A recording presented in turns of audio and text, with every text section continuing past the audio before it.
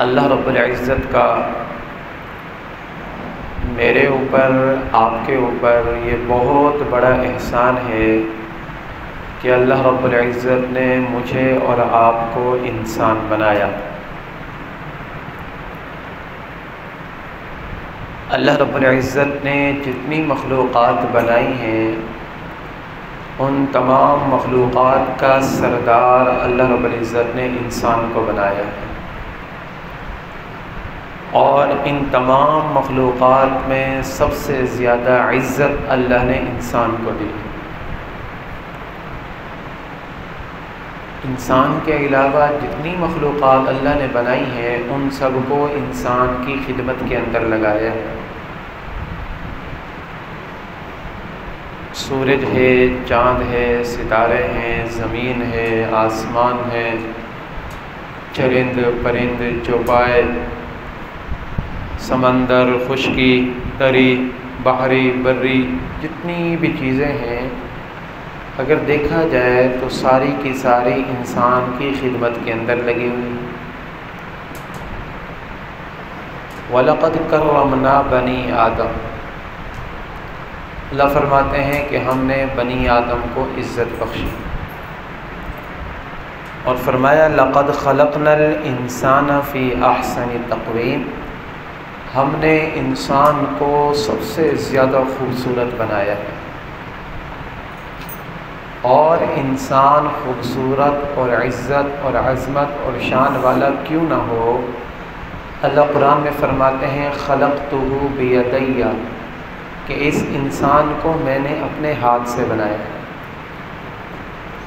فی ای صورت ما شاء رکبک، اللہ وہ ذات ہے جس نے تجھے بنایا، الذی خلقک، اس نے تجھے بنایا، فسواک فعدلک، برابر برابر بنایا بالکل۔ یہ نہیں کہ کسی کا ناک سر پر لگا دیا، کسی کا بازو پر لگا دیا، کسی کی آنکھ سائڈ پر، نہیں نہیں نہیں، اللہ نے خوبصورت کر کے بنایا سارے انسانوں کو۔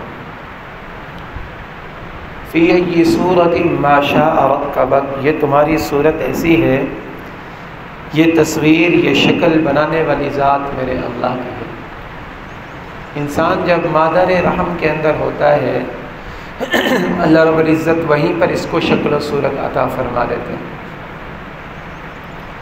ظاہری طور پر کوئی ذریعہ نظر نہیں آتا کہ وہاں پر کیسے پہنچے، یہ اللہ کی قدرت ہے کہ اللہ 9 مہینے ماں کے پیٹ کے اندر، پانی کے اندر بچہ گھومتا رہتا ہے اور زندہ رہتا ہے،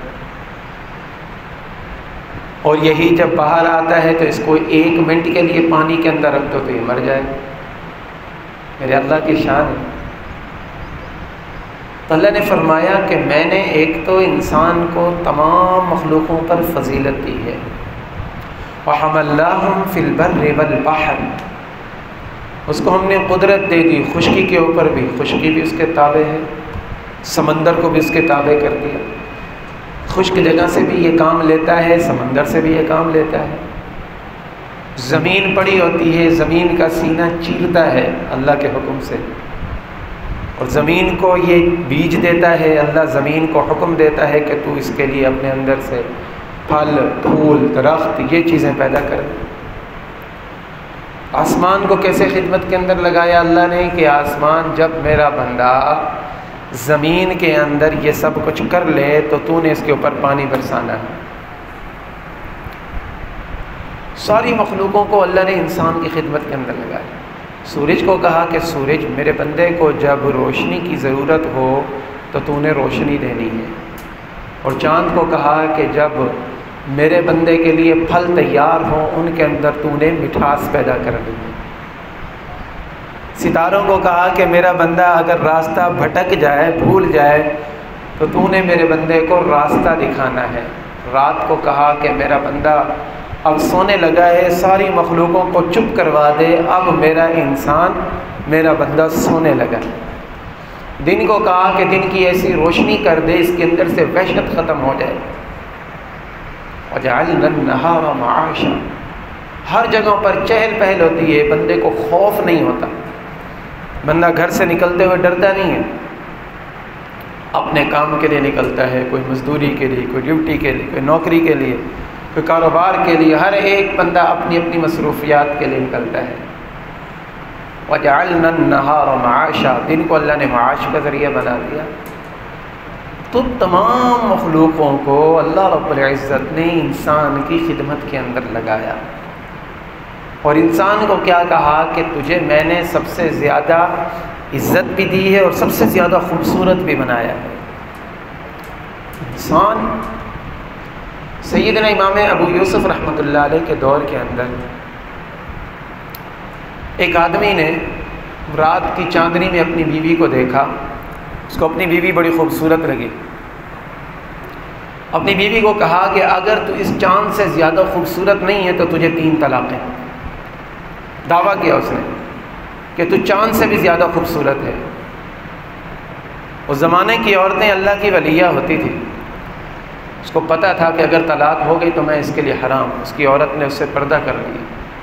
اس نے کہا کہ چاند اللہ کی اتنی خوبصورت مخلوق، پوری دنیا کو روشن کر رہا ہے، اتنی خوبصورت تمازت اس کے اوپر،